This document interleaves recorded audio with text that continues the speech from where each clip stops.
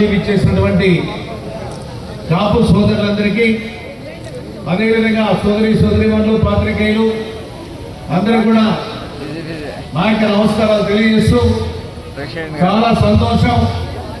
కదిరి నడుబొడ్డున ఈరోజు దాదాపుగా 18 లక్షల రూపాయలు వెచ్చించి ఒక అపూర్వమైనటువంటి ఒక మంచి కాంస్య విగ్రహాన్ని ఏర్పాటు చేయడం జరిగింది. చాలా సంతోషం. దీనికి తోడ్పాటు అందించినటువంటి ప్రతి ఒక్కరికి కూడా అభినందనలు తెలియజేస్తూ, ముఖ్యంగా ఒక యుగ పురుషుడు శ్రీకృష్ణదేవరాయలు.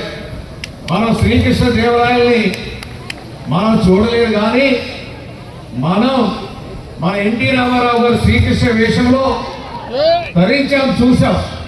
అవునా కదా? అదేవిధంగా మన చదువుకున్నప్పుడు చరిత్రలో రాయలసీమ ప్రాంతంలో ముఖ్యంగా రతనాలు రాసలు పోసి అమ్మినారు మన ప్రాంతాల్లో. అదొక చరిత్ర మనందరం కూడా తెలుసు. అదేవిధంగా గుళ్ళు గోపురాలు ఎక్కడికి వెళ్ళినా కూడా ఆ శ్రీకృష్ణదేవరాయల కాలంలోనే ఆ నిర్మాణాలు కూడా జరిగాయి.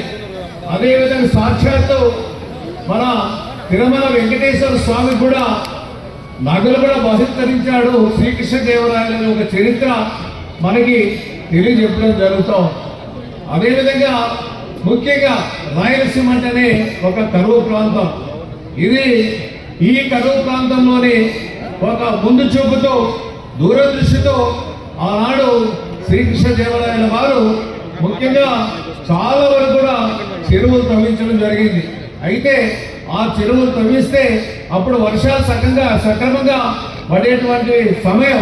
కానీ రాను రాను రాయలసీమ రతనాల సీమ కాదు, రాయలసీమగా మారుతుందన్నటువంటి ఉద్దేశంతో మన నాయకుడు నందమూరి తారక రామారావు గారు వచ్చిన తర్వాత, ముఖ్యమంత్రి అయిన తర్వాత ఈ రాయలసీమగా మారుతుంది అంటే కాదు, కూడదు అనేటువంటి ఒక ఆలోచనతో ప్రముఖ ఇంజనీర్ ముఖ్యంగా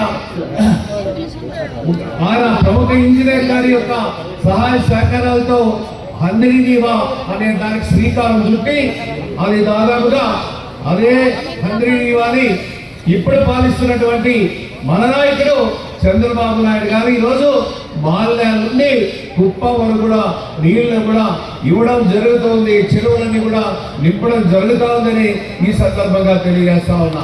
కాబట్టి ఇది ఒక చరిత్ర. అదేవిధంగా ఇంకా ముందుకు వెళితే ఆనాడు విజయనగర సామ్రాజ్యం ఏ విధంగా అక్కడ స్థాపించబడింది హంపీలో అంటే, అక్కడ కుందేళ్ళని కుక్కలు